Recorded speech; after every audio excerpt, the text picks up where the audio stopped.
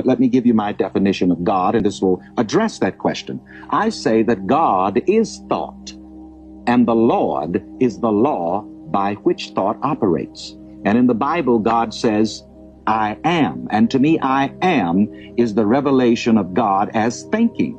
And so I say that God is a man's very own thought, and the presence of God is in every man as mind. And God says again in the Bible, command you me.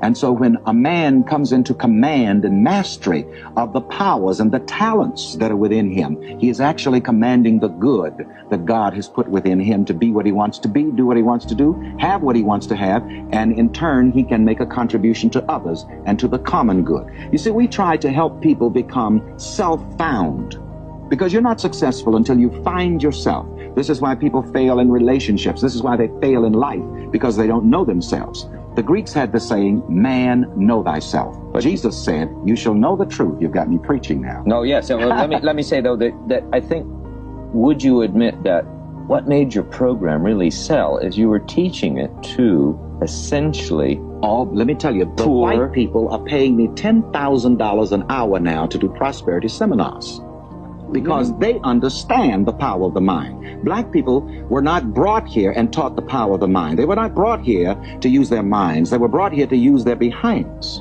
as slaves.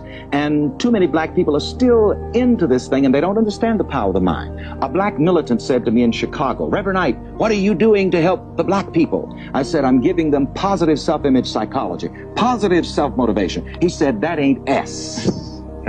And people have got to understand the power of the mind.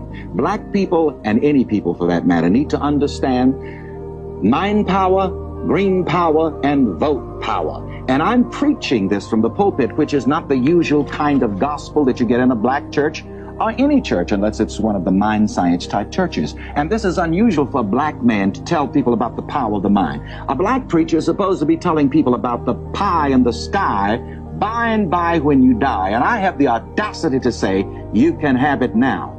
I have the audacity to say, hey, listen, you don't have to wait until God comes back from vacation. God is within you right here, right now, and you can get in touch with this God power and be what you want to be and do what you want to do right here, right now.